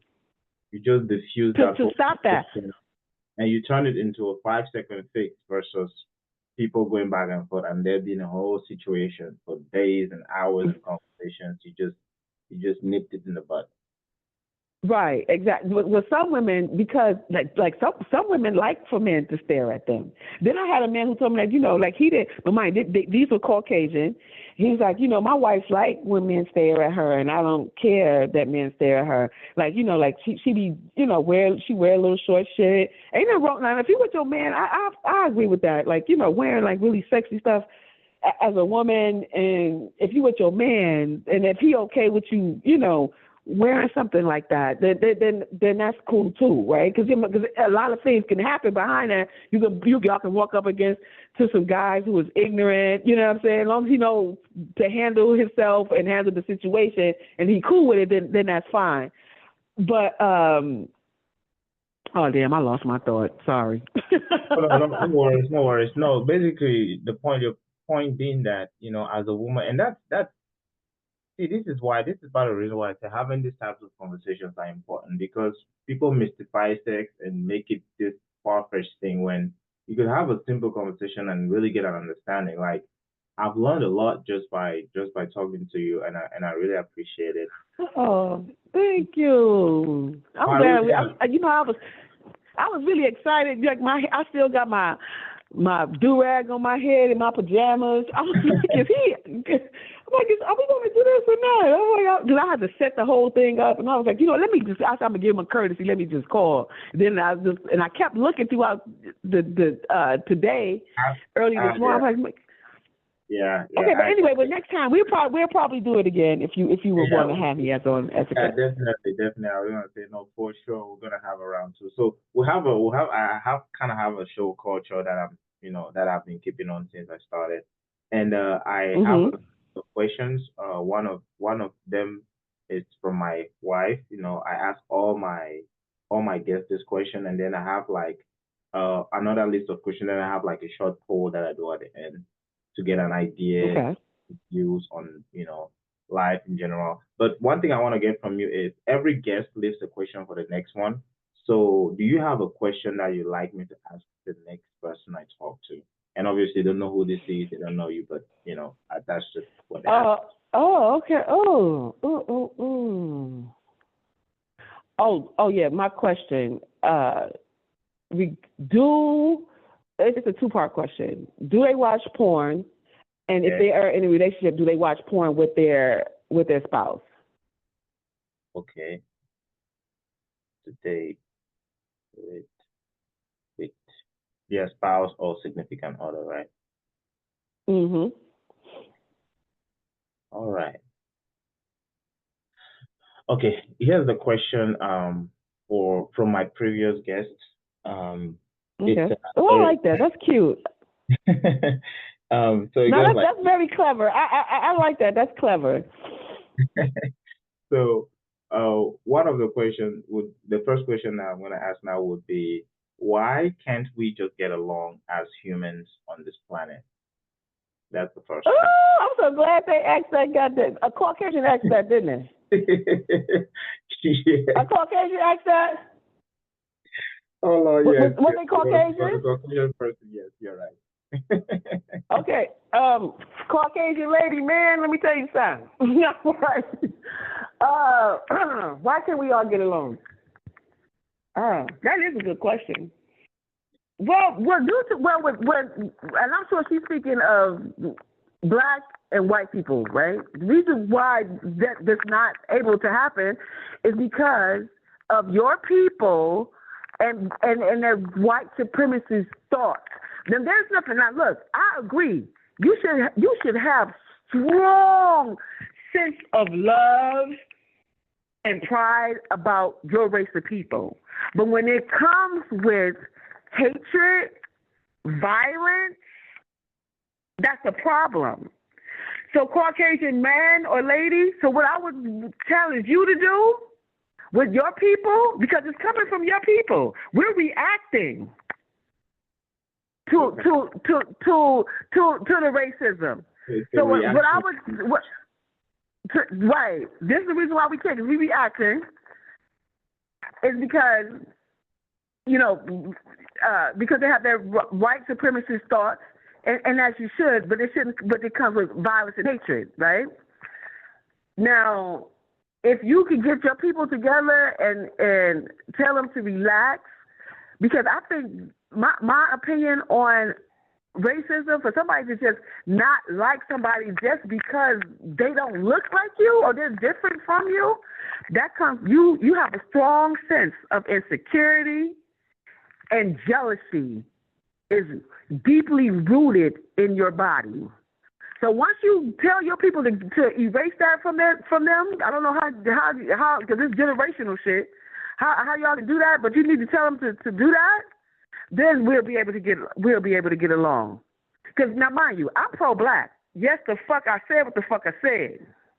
When I say that, that means I love my people, period. I like to spend my money with my people, and black people need to understand that. We need to spend our money with each other in order for our communities to grow.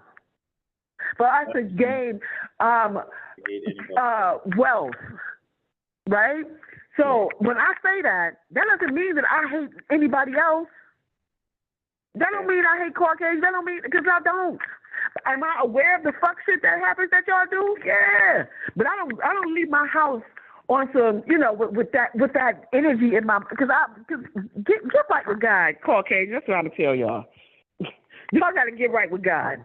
So that's the reason why we can't get along, is because your people, Caucasian man and lady, and your white supremacist thoughts that equals to violence and hatred. Once you get, and that comes from them being insecure and jealous. You know my theory too with white men that don't like black men, I think they hate y'all because of dicks. Because they know they can't fuck like y'all can. That's what that shit is all about. And they see the beauty in you as a black man. Like, you black men are beautiful. You know what I'm saying? Like, just as a man. Not saying it ain't no attractive Caucasian men, but I'm just, that's what, and I believe that it's a dick thing, for real. It was a black, like, it was, I hate to bring this story up, but it's a fact. It was a black man that was recently hung in Texas, I believe. Why, when they hung, they killed the young man? Of course, white people gonna say it was suicide. Ain't no black person we ain't doing no shit by a tree. Are you out your fucking mind from the shit our ancestors had to go through? Oh wow! And why they had all his clothes? Why they took all his clothes off? They obsessed with black people's bodies. This shit is real. So Caucasian man and lady, get your people right. That's what you need to do. Y'all need to work on that. And when you see them behaving in such manner, you need to check it. That would be doing some justice for everybody getting along. Okay. Thank you for that response, or long-elated response. The next question that I have for you. Did you just call my response long? No. I like how you respond to question like you really. And this is the intention. It's about giving people the opportunity to like speak your mind and have a complete articulate your thought versus just trying to cram down, get a sound bite. Like I actually enjoy long responses better. I don't like when somebody, because it allows me to really understand what you're trying to say, and I believe that my audience would agree with that as well. So the next question will be, what makes us human, in your opinion? Oh wow. What makes us human? Now this is a spiritual question for me. It's very esoteric, I know. Right. What makes us human is that, in my personal opinion and beliefs, is whatever you want to call it, whether you call God, Jah, Jehovah, Allah, created all of this. And if you think about it, people get so amazed by things, and I'm like, do y'all know? I guess because you can't see it, but if you think about it, honey, we are out in space on a planet. Right? That's what we are a part of that. All these other planets, we are also on a planet too.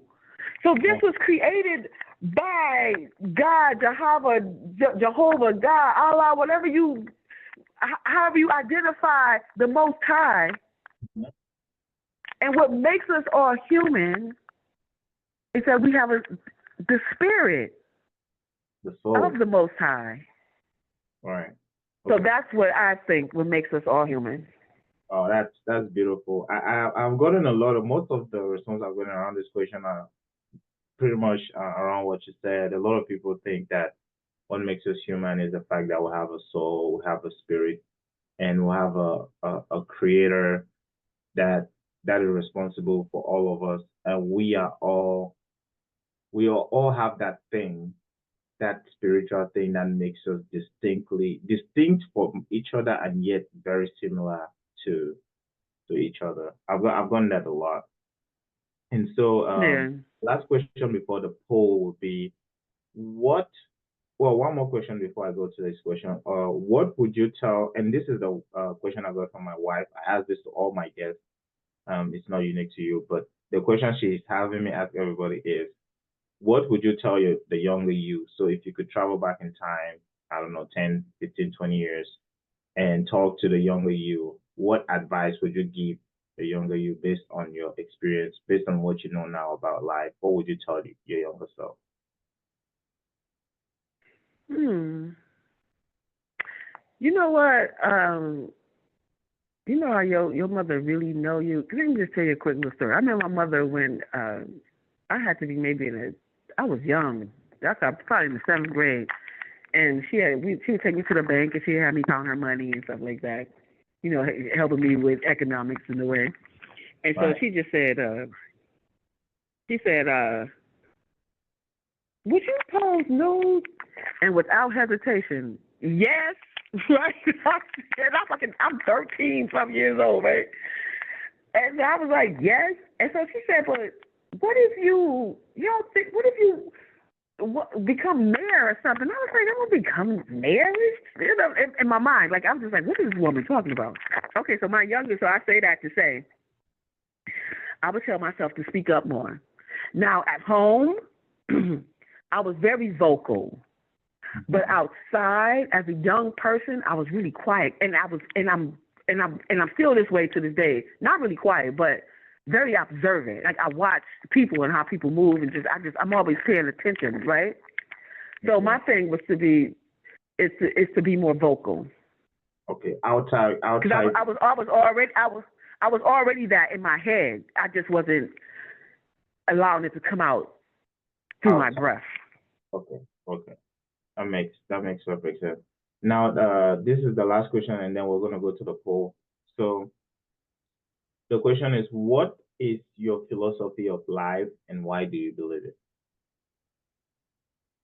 What's my philosophy of life, and what was the next question? And why do you believe in that philosophy? So whatever the philosophy is, could you tell us what it is, just generally, and then? Oh yeah, okay. Oh, you know, it's something that I created, right? I remember one time.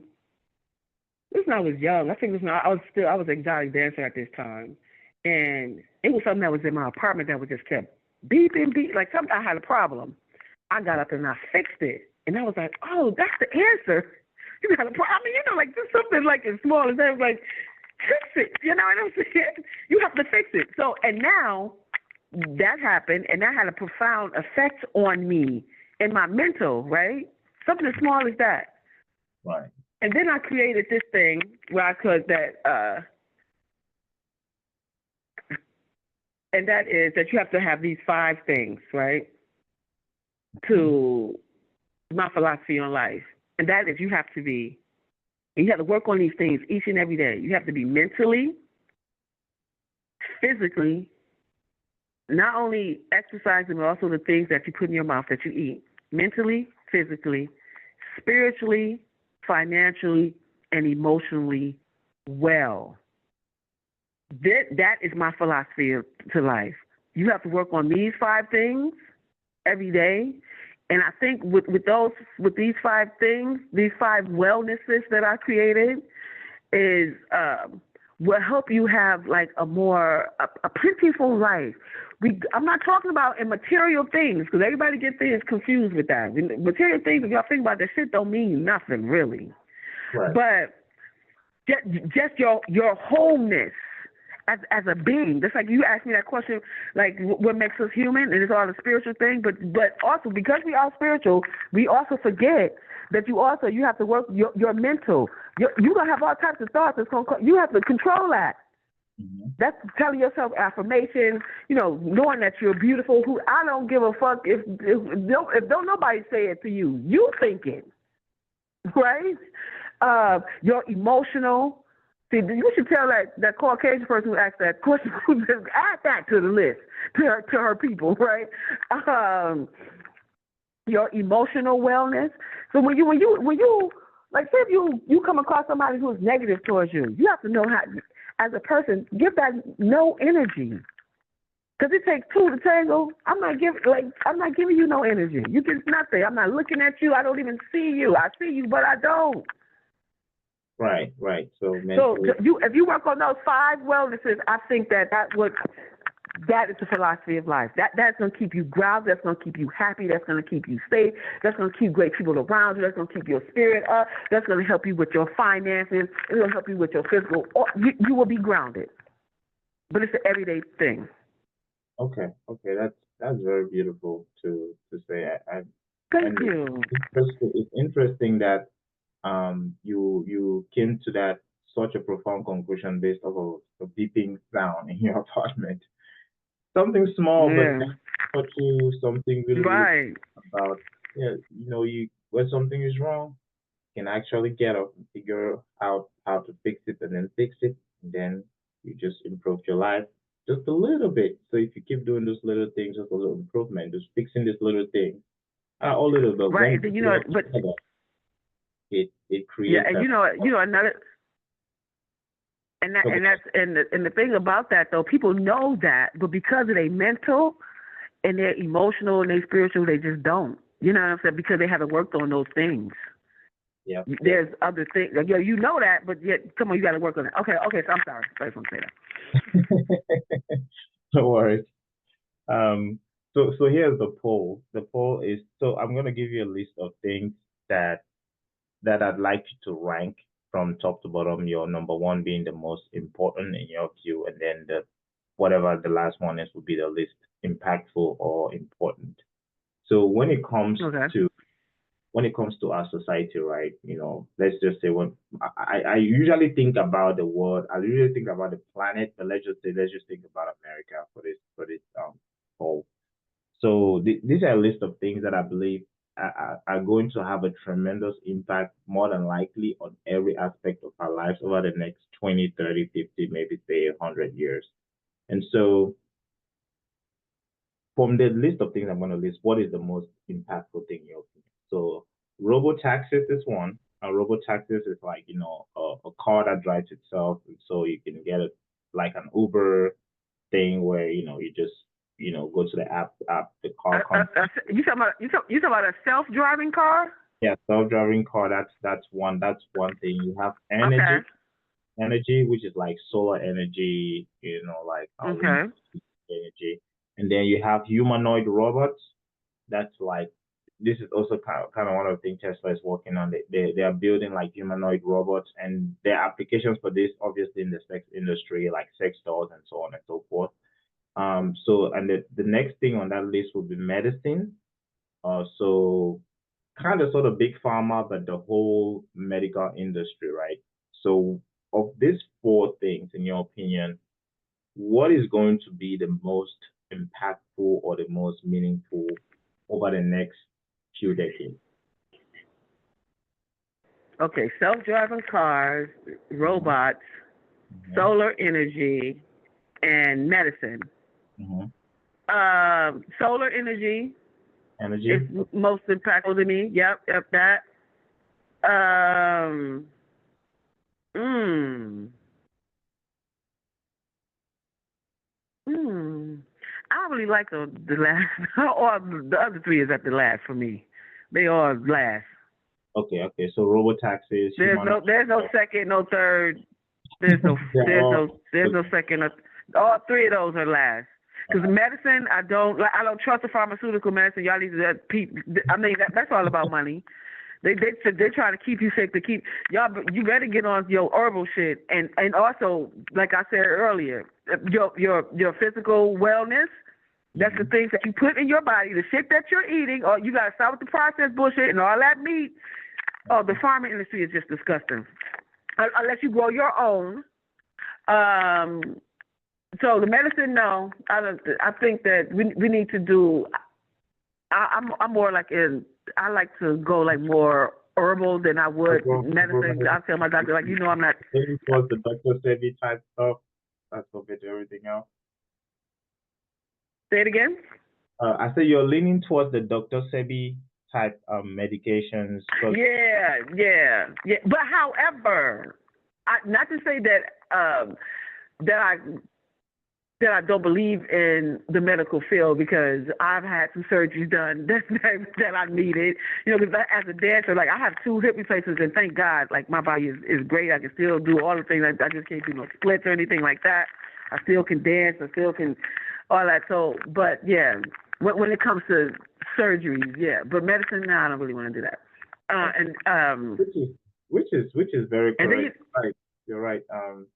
So most of the doctors that are trained today are really good when it comes to fixing the body mechanically. Like if something breaks, yeah, it's surgery. But when it comes to biochemically, it's you tend to lean towards more natural remedies as compared to pharmaceutical products or medications, right? mhm. Yeah, And that's the something that self, I also agree with you on, by the way. Yeah, go ahead. yeah, and the self-driving car, I just don't trust that shit at all. Yeah, I'm not getting That's in no interesting. car. I've Like heard I a mean, lot of people push eh, back on that, like they don't want to get in a car without a driver. I wouldn't mind, to be completely honest with you, because ooh, you brave. You brave. let me tell you why. Let me tell you Mm, why I think that. Because yes, what we're please. calling what we're calling self-driving is technology actually already exists. If you've ever been on a plane, know that like all the flights you've had over the last 10, 15 years have all been done by a computer. The pilot is just there Right, right, just right, to right. make I know, people but like he's you and I there feel though. safe. Yeah, yeah, yeah. I He is know. there. I Yeah, understand that, but he's there though. right, Like right, right. no. So a matter of fact, there are some companies that Waymo is one example where they used to have like a driver just sitting in the car and have passengers, but that driver is literally sitting there just for the passenger to feel safe. Because quite honestly, everything that driver can do sitting in that driver's seat, somebody could do that remotely, just about the same. And so which is I'm just saying that because I kind of understand how the technology works, but for most people that don't, they will just feel much safer if they have somebody quite literally just sitting there. Oh Just wait, and then also like you in the tech field too, right? yes, yes, yes. I'm in IT, even though I Yeah. don't have So of course, yeah, it makes sense. yeah, yeah, yeah. No, So that makes that's why sense. that yeah, yeah. So if you actually understand, the mechanics of how those things actually work, because right now in basically what's happening right now is they are basically having people sit remotely and drive the car just like they do in the video game, quite literally the same. And so those are the people that are doing the safety interventions, like for both, Mhm. right? So even though you're sitting in the car, there's nobody. There's actually somebody behind a computer, literally watching that car, just in the same way that a driver would be sitting there and watching the car while you're in. So that's kind of You what know it. what I think? And you know what I think? I'm just like old school. You know how like you can talk to somebody like yeah, but when you Yeah, call somebody and you can like the video, the FaceTime. yeah, I don't want to yeah. do I that. Yeah, get it. I don't need to see your face. I hear you. Yeah, You know what you're I'm like saying? you're like somebody like that enjoys going to the store to do their grocery shopping versus ordering online. Some people just like to go to the store just to spend a few minutes in there. That's I And get then it. nothing. And then you know what? Some people, and I guess see what? Wow. But then that's like, but you know what? Let me tell you something that I also discovered. Life is contradictory. It is. Everything is. It is. Although I just said that I do not prefer a self-driving. No, I do not prefer to see somebody on the phone. However, like I'm very interactive when I'm outside. Like, you know what I'm saying? Yeah, Like when I'm but amongst other depending on people, what like it is, I'm interactive. But on the phone, no, I don't need that. Like so, it's life. But life is very contradictory. It really and truly is. and people have But different and the rope to do with. and So the robot thing, I definitely just don't trust that. I feel like like on maybe because of the movies I watch, and then I just be yeah, thinking a like, lot of people no, have no, a lot not of people think about Terminator, like the Terminator movie when they think about no, not the Terminator. I think from remember I Robot. oh yeah, that too. I remember Will Smith. Yeah, exactly. So yeah, that's what comes to mind, like the Hollywood version of those things. But as you know, reality. I don't know if you remember. Have you do you watch Iron Man? Yes. The movie. So you remember? I think I don't know if it's the last one, the one before last, the Marvels thing. He had this AI. He called it Jarvis. He was working with this AI in his Oh office. yeah. Right. Yeah. So people think about Jarvis when they think about AI. You're right, but Jarvis had a lot more capabilities than real AI. And even if an AI were to have a type of capability, you put some type of guardrails around it. and you don't want something like that out. So people have genuine reasons, and when people use that as their reference, people kind of like cringe, like, oh my god, you're gonna have this in real life. What if it decides to, take down all the airplanes, or if it decides to shut down the freaking internet? Or Yeah, like that's like the mechanics of the whole thing. And then the Netflix that they just recently, I mean, I don't know the name of it, but everything that they had in their house was electronically done, like everything, right? And right. then it just went haywire. They couldn't get out their house. They shut the windows. Like, I guess they went into some type of a mode. I guess the earth had gave it a signal. I don't know if you heard about this, because New York, we just recently had an earthquake. Yeah. We I did felt it. that was. I was actually on call with. So I'm in Oklahoma, and I think I was talking to people that were in New York and New Jersey, and they felt it. I didn't feel it, but online during the meeting. No, because it was in New York. It was only in New York. Yo, that shit was wild. I was like, what the fuck is that? Yeah, so they were feeling it, and I saw your camera shaking. So wow. Yeah, it was.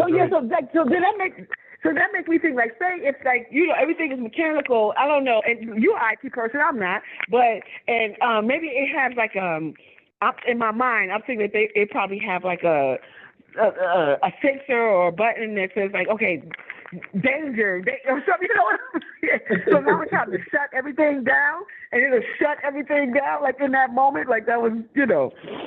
So no, I don't know. I guess I'm old school. It probably takes some time getting used to. To get used to. You have old school people even today that wouldn't get on the plane because they don't trust it. They've never been on the plane, but have been in car rides. So you have people that have all kinds of fears, and some are legit. They've had their fears. Yeah, that's true. Like, listen, that's so funny that you said that about the plane. Yeah, I had just came from Miami, and I'm always, like I said, I'm very interactive when I'm outside. But to be honest, like, I don't have I'm just keeping it real. Like, I don't have a lot of friends. I don't, because I would take that word literally. You know what I'm saying? So, but anyway, so I was getting off the plane, and the pilot was there. I was talking to him.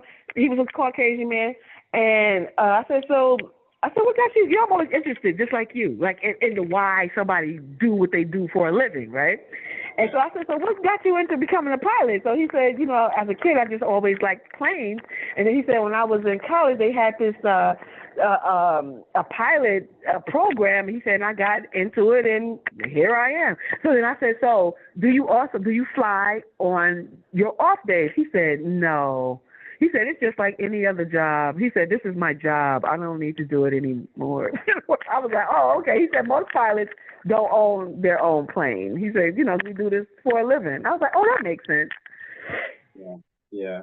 Even though for some people flying a plane would be fun, but yeah, that's just like that's your 9 to 5. So you do, and when you're off, you don't want to keep flying. You want to chill, do something else. Exactly. Yeah, that's how it is. But you know what? I think we'll definitely have to do a part 2 where I want to focus a little bit. Yes, I enjoyed my conversation with you. I really did. Yeah, same here. It's a great conversation. I'm a sucker for a good conversation, I tell you, and I really mean that. And I have. Me too. Lots of respect for people that are good at what they do, and I have no personal judgments. And to be fair, I come from a culture that has a lot of taboos and there's a lot of judgment. But I have learned a lot, being in the U.S. and just growing and maturing and just understanding that people have different things that they do, and if whatever people are doing, if they're good at it, so long as it's legal, moral, and ethical, in my view, if somebody is not actively trying to hurt you or kill you, they're doing something that right. happy and bringing value to life. Because this is a whole market. There's a whole lot of people that pay a whole lot of money for your services, for all kinds of versions of your services, and you gotta respect that. Yeah, I even had an OnlyFans. I forgot to say, but look, my OnlyFans, I wasn't on there fucking dick and showing my pussy, none of that shit. So it was more like erotic art, because I also like art. So, but I would show porn, and I would critique the porn. Me and the guys, because I only I would critique the porn. I would take provocative photos and stuff like that. Like some things are fake. They're not really like so, and obviously, I consume some of it myself. You notice that some things are actually not as genuine as others, and you can really tell Mhm. if somebody's just like faking it or just doing too much. And when somebody's just like natural, like it feels genuine, and you can tell the difference. I don't know what makes the difference, but somebody that consumes Yeah, it, you it's like you said, obvious. It's obvious. You right. can. You can just tell. Like especially like not like a girl who just go in there and just open up her legs and put her finger in her pussy. Like that's not yeah, a man probably want to see that, but girl, you gotta know how to finesse it. You gotta be sexy. Now if a woman and if she enjoys doing that, she gonna give you all the things that goes along with that. You know what I'm saying? So yeah, you're right. You definitely can tell when somebody just doing it just to be doing just to get a buck or something, you know? Yeah, yeah, that's insane. So real, I really want to thank you and Peach Oh, circle thank now. you. Hopefully we can do this again sometime. And so do you want to let everybody know how to get hold of you if you have any type of social media, anything, any project you have that you like to promote? This would be a good time to like break that down if you're on Instagram, I don't know, OnlyFans or YouTube or wherever else people can find you if you have a website or anything like that. Okay. Okay. So as far as with my seductive art, I'm pivoting. So my website is down right now. But however, you can go to my and please like just hit the button. That's all you got to do. The name of my YouTube channel is Real Seductive. Real spelled like my name, which is RILL Seductive. Right, just Real and Seductive. RILL Seductive. Subscribe there. Also, during Fashion Week in 2000 this year, I will be planning my producing my own fashion show. The name of my brand is Real Nice by Rill. I do have some items on Etsy